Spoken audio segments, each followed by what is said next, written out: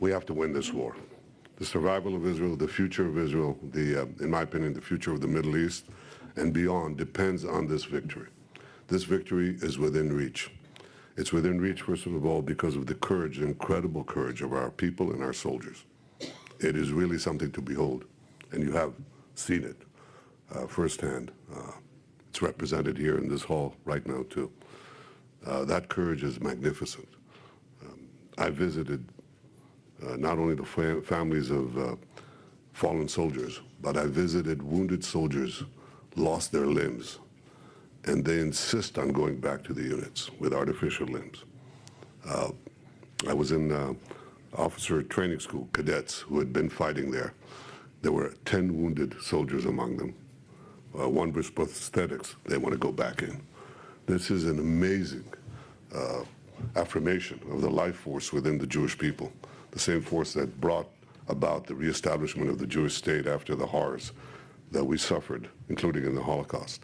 And it's that same spirit today that animates the vast majority of the people, the army, the reservists. They want victory because they understand that victory is essential for survival. How do we define victory? We define it as the destruction of Hamas's military and governing capability.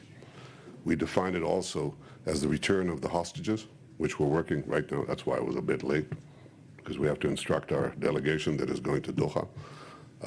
And we define it also as preventing the return of Gaza from becoming a threat to Israel at any time in the future.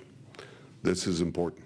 There's also the northern front, where we want to return our people to a condition of security that requires that Hezbollah move back. We can get into that. That is also part of our goals, which we will not give up on. It's very important. And overall, if we achieve these goals, then we will also deliver a stinging blow to the Iran terror axis, which is behind everything that we're seeing here today. That is something that we all have to understand, that this is not just Israel's battle. It is a battle for our future, but it's also the battle for the victory of the Israel-American moderate Arab axis against the Iran axis. And unless we have that victory that I talked about, then we have a defeat. And a defeat spells terrible things for our future and for the future of the Middle East and beyond the Middle East. Because this is a war of civilization against barbarism, those who want to bring back the Middle East to the Middle Ages, early Middle Ages, and those who want to see it go into the century of progress and advance in the 21st century. That's really the battle. It's a very, very big battle. Now, the people of Israel are united as never before.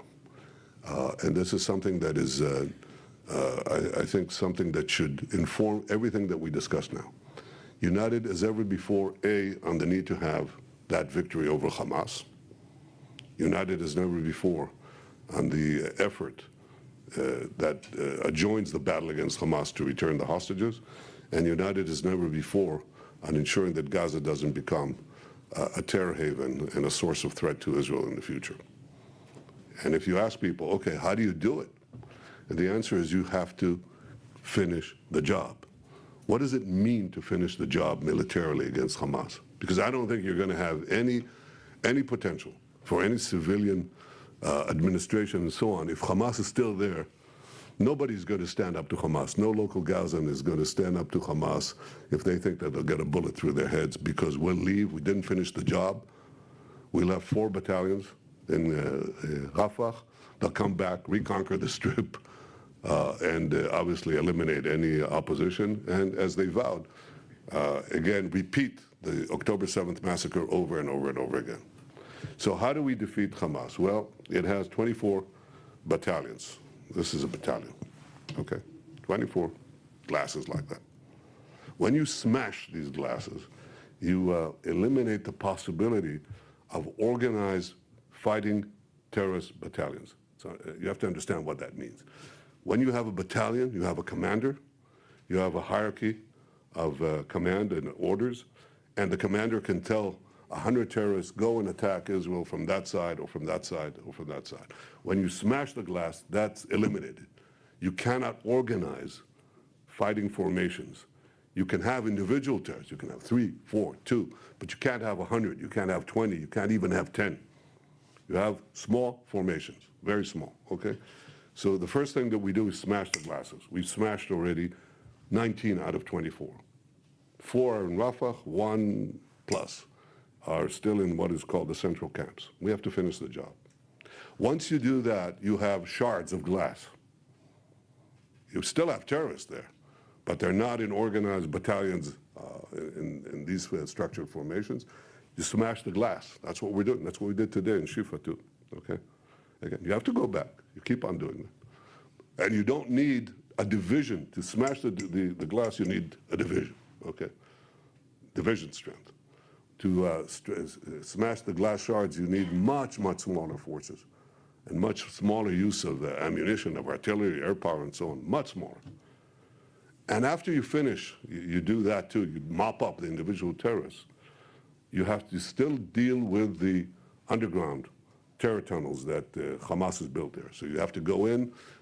They're about 500 kilometers because it's very easy to dig in the sand of Gaza. That's why you have such a big terror tunnel infrastructure.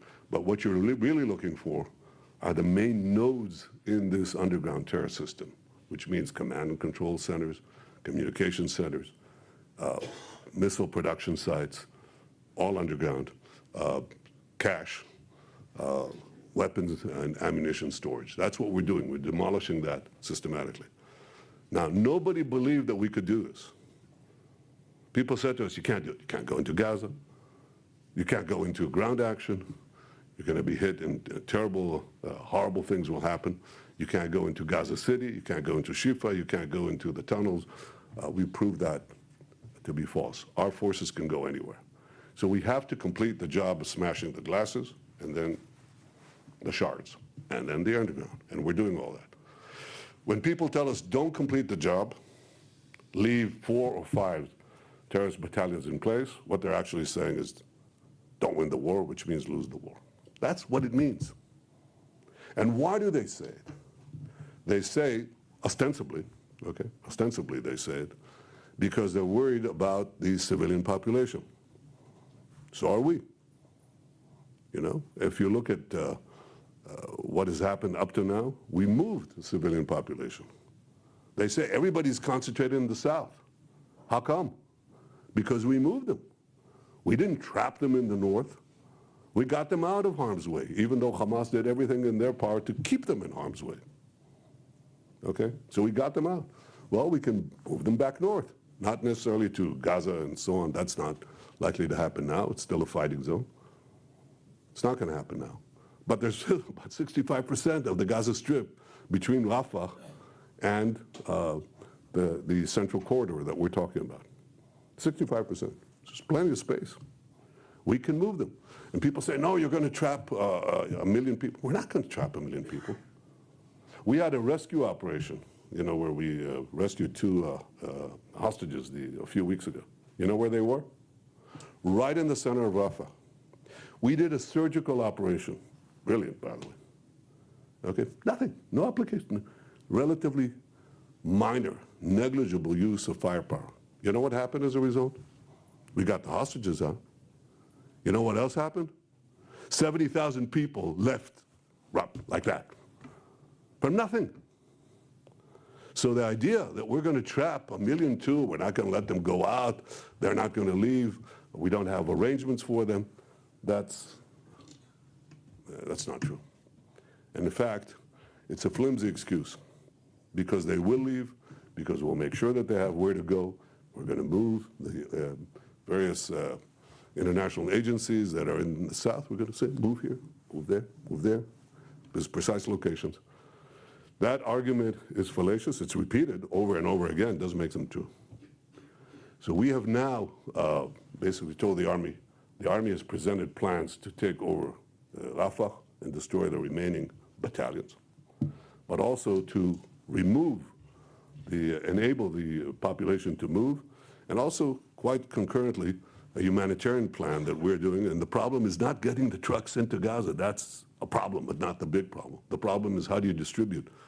Because getting them in, everything that you see, the airdrops, that's with us. The sea route, that's with us. Actually started out as an idea that I presented to President Biden 2 weeks into the war. That's us. And then alternative ground routes, that's us.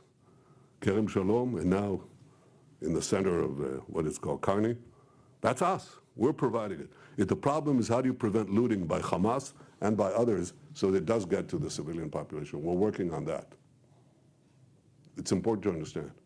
Now, you ask the people of Israel are united in getting into Rafah, finishing Hamas, and also they're united in very large numbers of saying we don't want the PA there because the PA will continue to educate the children of Gaza towards the destruction of Israel and towards terrorism and so on. We've been there, done that. We don't want that. We want Gazans. We've authorized to try to get Gazans to distribute the food. But those Gazans will only do it if they think that we got rid of Hamas. The picture that is presented in the last few days and weeks in the United States is completely different from what I described. It's not the unity of the people, and you can go into any cab, go into a mall, shopping mall, walk on the street, talk to people. And the great majority will tell you that they support what I just said. The goals that the government has set, that's not the description. The description is you have an outlier prime minister with some extreme fringe groups, and that's what's driving the policy. False. I would say deliberately false. They know it's false. But that falsehood is perpetrated, and it's wrong. There is unity among the people to achieve victory along the lines that I described. It is within reach, and we're going to do it. I've said this to the president. I've said it to the people that I've talked to. They keep saying that local politics is interfering with this. They may be right. On which side of the pond? We have to win this war. We have to stand together and win this war. We have to stand together here, and we have to stand together there. Because it's the right thing to do, because it's the necessary thing to do, because it's the one thing that will assure the viability, future, and security of the State of Israel.